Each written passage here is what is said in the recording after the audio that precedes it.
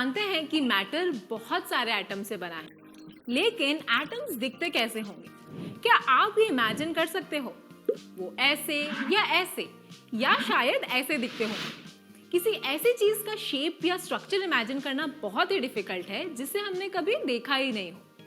इसी तरह एटम्स का स्ट्रक्चर इमेजिन करना भी डिफिकल्ट है। कई सालों की थियोरीज और डिस्कवरीज के बाद हम एटम के स्ट्रक्चर को जानने लगे हैं। तो अब तैयार हो जाओ, क्योंकि हम आपको पिछले समय की एक ट्रिप पर ले जा रहे हैं, ये देखने के लिए कि एटम्स के बारे में हमारी प्रेजेंट अंडरस्टैंडिंग कैसे डेवलप हुई।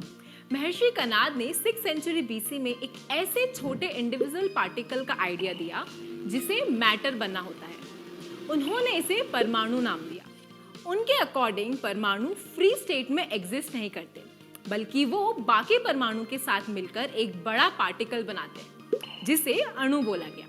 कुछ 100 सालों बाद एक ग्रीक फिलोसोफर डेमोक्रिटस ने भी कुछ मिलता जुलता इंडिविजिबल पार्टिकल का आइडिया रखा। उन्होंने इसे एटमॉस नाम दिया, जिसका मतलब है नॉन कटेबल, मतलब जिस चीज को और काटा ना जा सके। असल में जो टर्म एटम हम आज यूज करते हैं वो इसी ग्रीक टर्म से आया है। ये हमेशा ग्रीक से होते हैं, राइट?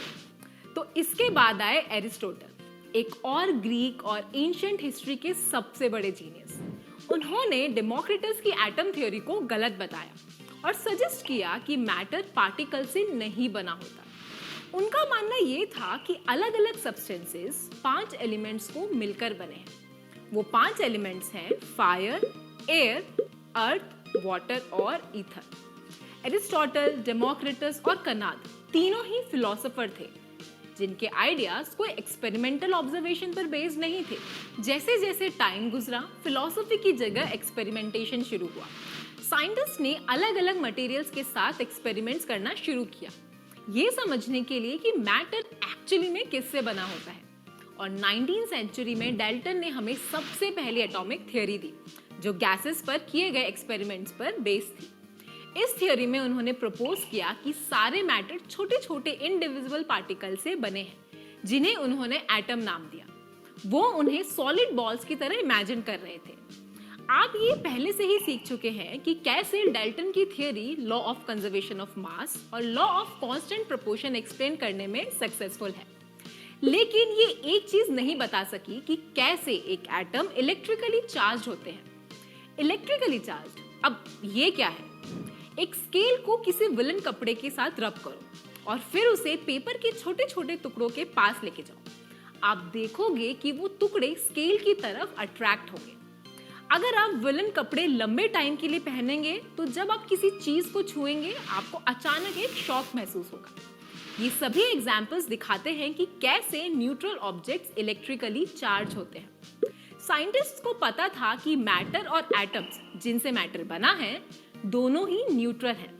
तो फिर चीजें इलेक्ट्रिकली चार्ज कैसे हो रही थी? इन सवालों का जवाब ढूंढते हुए साइंटिस्ट ने एटम्स के निकलने वाली रेस को स्टडी किया।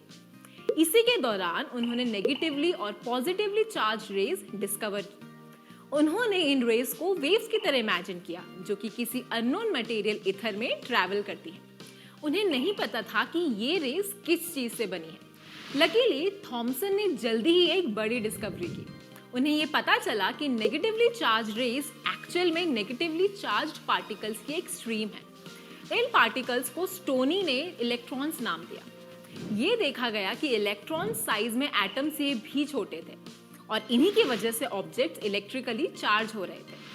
इसके साथ ही पहले सब एटॉमिक पार्टिकल इलेक्ट्रॉन की डिस्कवरी हुई। पर इससे एक सवाल खड़ा हुआ, अगर एटम्स में नेगेटिवली चार्ज इलेक्ट्रॉन्स हैं तो फिर वो न्यूट्रल कैसे हुए? और इन इलेक्ट्रॉन्स की एटम्स में जगह कहाँ है? इतनी सारी थियरीज और डिस्कवरीज, फिर भी हमें क्लियरली नहीं पता कि एटम क्या है। मुझे पता है कि ये सब आपको भी बहुत कंफ्यूज कर रहा होगा। साल बीतते गए और साइंटिस्ट ने अलग अलग मॉडल्स दिए एटम के स्ट्रक्चर को समझाने के लिए। हम उन सब के बारे में अगले वीडियो में देखेंगे। तो अभी के लिए हमने जो भी सीखा है उसका एक रिकैप करते हैं। महर्षि कनाद ने एक छोटे इंडिविजुअल पार्टिकल का आइडिया दिया, जिसे उन्होंने परमाणु बोला। डेमोक्रिटस का अभी मिलता ही जुलता आइडिया था इंडिविजिबल पार्टिकल को लेके। उन्होंने उसे एटमॉस बोला, जिसका मतलब है नॉट कटेबल, मतलब जिसे काटा ना जा सके। डाल्टन ने बताया कि सारे मैटर छोटे छोटे इंडिविजिबल पार्टिकल से बने हैं जो सॉलिड बॉल्स की तरह हैं और उन्हें एटमॉस बोला गया। डाल्टन की theory law of conservation of mass और लॉ ऑफ कांस्टेंट प्रोपोर्शन को तो एक्सप्लेन कर पाई, लेकिन ये नहीं बता पाई कि मैटर इलेक्ट्रिकली चार्ज क्यों होता है। थॉमसन की डिस्कवरी से पता चला कि negatively charged rays negatively charged particle से बनी है। स्टोनी ने उन्हें इलेक्ट्रॉन्स नाम दिया। इलेक्ट्रॉन्स सबसे पहले पता लगने वाला सब एटॉमिक पार्टिकल्स थे। अभी के लिए इतना ही। हम जल्दी ही देखेंगे कि कैसे उस समय की जीनियसेस ने एटॉमिक स्ट्रक्चर को और समझा। So keep learning and I will see you